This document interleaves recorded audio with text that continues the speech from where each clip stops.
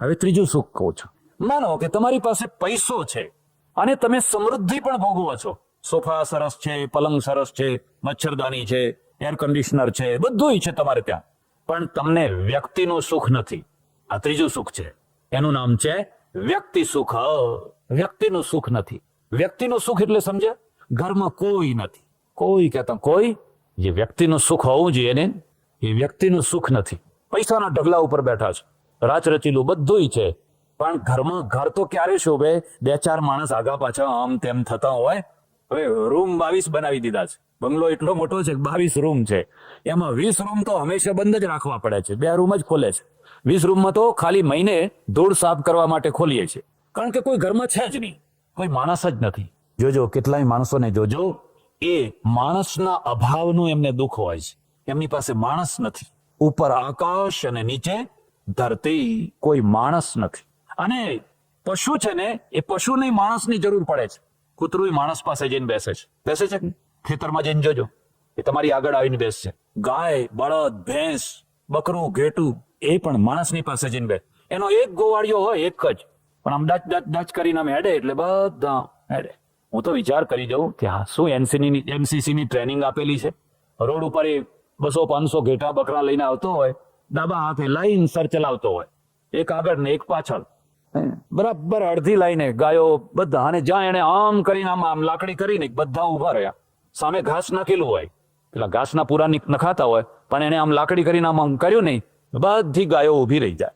આ રબારીઓને જો આ માણસોના રબારી બનાયા હોય તો અહીંથી તમે છૂટો છો ને, જયારે કથા છૂટો છો ત્યારે કોઈ આમ ચાલશે ને, કોઈ આમ ધક્કો મારશે ને, કોઈ આમ કોઈનું ચંપલ ફેંકી દેશે ને, કોઈ કાંઈ ફેંકી દેશે ને.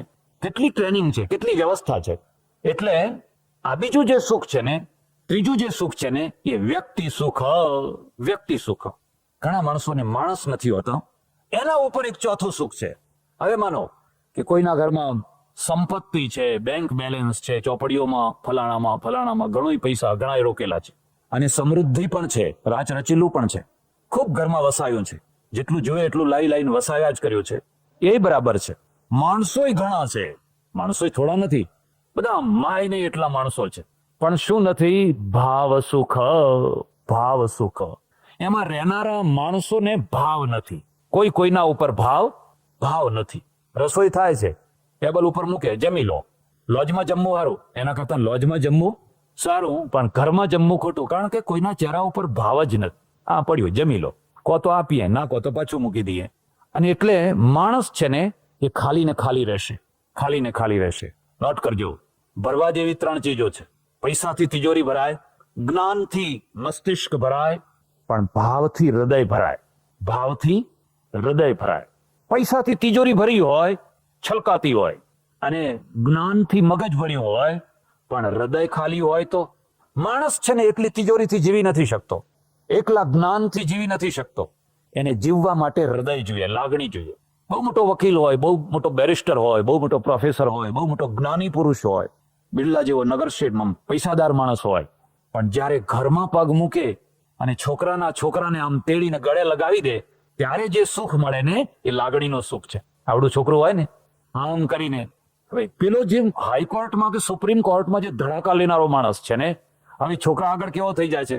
એ છોકરો મૂંછ પકડે છે. જોકે હવે તમે બધાએ ડરે જ કઢાઈ નાખી હશે, તોય પણ બાપ જેનો દાદા મોઢું લાંબુ કરે છે, પકડો બેટા, પકડો, ખેંચો.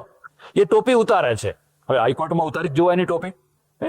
એ એટલો મોટો પાવરફુલ માણસ છે, પણ પેલું એનું છોકરાનું છોકરું છે ને, એ દાદાની ટોપી ખેંચે છે.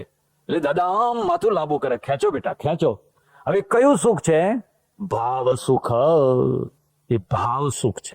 ભાવ સુખ છે. ફ્રાન્સમાં એક બહુ મોટો નવલકથાકાર થયો. તમે નામ સાંભળ્યું હશે, રોમા રોલા. રામકૃષ્ણ પરમહંસની પ્રસિદ્ધિ એમણે કરી. રામકૃષ્ણને બહાર કોઈ ઓળખતું નતું. રામકૃષ્ણ પરમહંસનું નાનું જીવન ચરિત્ર રોમા રોલાએ લખ્યું અને યુરોપમાં એમની પ્રસિદ્ધિ કરી. રોમા રોલાએ એક ઉપન્યાસ લખ્યો છે, અને ઉપન્યાસની અંદર હૃદયની દુર્બળતાની એક એવી કડી મૂકી દીધી છે ને, આ લોકો બહુ નવા પ્રયોગો કરે. એક બાપ છે, એને 5 છોકરા છે, અને 5 છોકરાને જોઈને ગાડો થઈ જાય છે. કયું સુખ? ભાવ સુખ. ભાવ એટલે લાગણી. અને લાગણી શું છે? લાગણી તમારા ઉપર ઢળે ને તમારી લાગણી બીજાના ઉપર ઢળે. લાગણી ઢળે એનું પણ સુખ અને લાગણી ઢોળો એનું પણ સુખ. છોકરાને તમે ખવડાવો ને, ખવડાવવાનું સુખ. ના ખાતો હોય તો બે લે થોડું ખા, થોડું ખા, થોડું ખા, ખવડાવવાનું એક સુખ છે અને ભાવ સુખ કહેવાય. પેલો બાપ છે ને, ઉપન્યાસકાર એના પાત્રોની રચના કરે છે.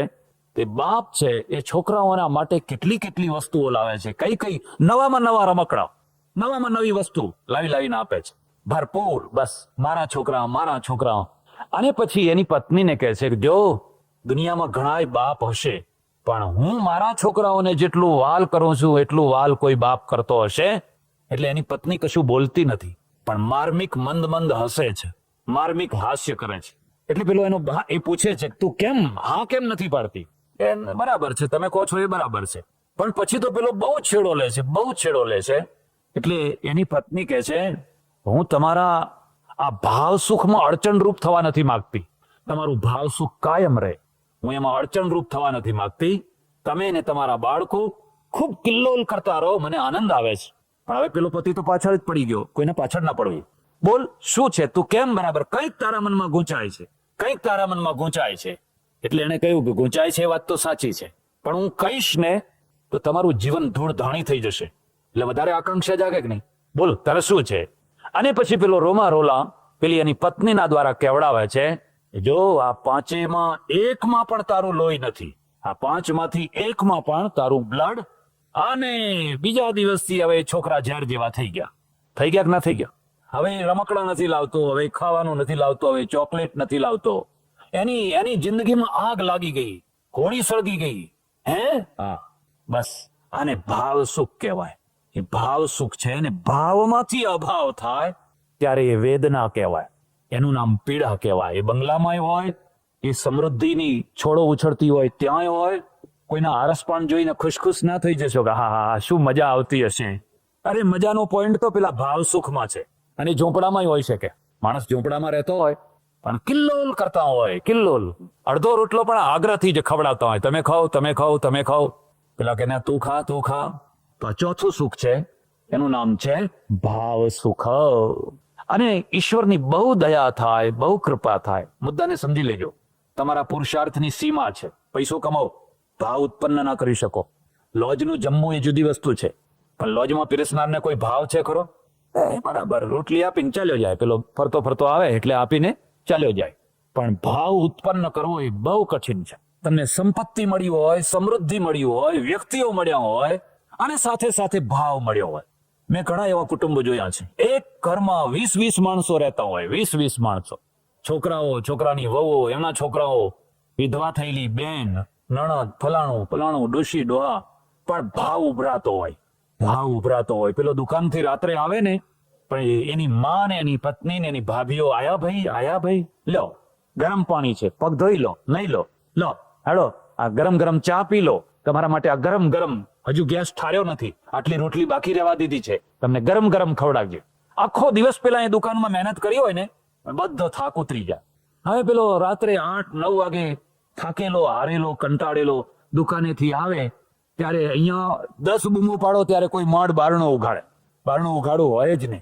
10 વાર બૂમો પાડો, કોઈ છે કે મરી ગયું છે કે જીવતું છે, ત્યારે વળી અંદર અડધું જીવતું કોઈ માણસ હોય, મડ અડધું જીવતું હોય, એ આવીને બારણું ઉઘાડે. અને બારણું ઉઘાડે એટલે એને ઊંઘ ચડેલી હોય, એ બારણું ઉઘાડીને ધબ બધાઈને સૂઈ જાય પાછું. એટલે તમારે પગ ધોવા હોય તો પગ ધોવો, હાથ ધોવા હોય તો હાથ ધોવો, માથું ધોવું હોય તો માથું ધોવો, અને કંઈ પડ્યું હોય તો તમારી જાતે લઈને ઠંડુ બરફ જેવું ખાઈ લો. એટલે પેલો દુકાનનો થાક છે ને એના કરતા આ થાક મારી નાખશે. દુકાનનો થાક તમને નહીં મારે, પણ આ થાક તમને મારી નાખશે. અને પછી એ વિચારો ટૂંઠીઓ વાળીનો મળે, હવે એ અડધું મળધું થઈને પડે. પછી હવે આ જિંદગી નીકળે કેવી રીતે? પેલા આરસપાન જોનારા તો રાજી થઈ રહ્યા છે, પણ એમને ખબર ક્યાં છે કે આરસપાનની જે ઠંડક છે ને એવો જ બરફ અંદર પેસી ગયો છે. બધા ઠંડા માણસો છે, ઉષ્મા નથી. જે ભાવની ઉષ્મા હોવી જોઈએ ને, એ હૃદયની જે ઉષ્મા હોવી જોઈએ, અહીંયા ખબર નહીં. ડોક્ટરને બોલાવો, તપાસ કરો કે હૃદયમાં ધડકારો છે કે નહીં, બંધ પડી ગયો છે, શું થયું છે.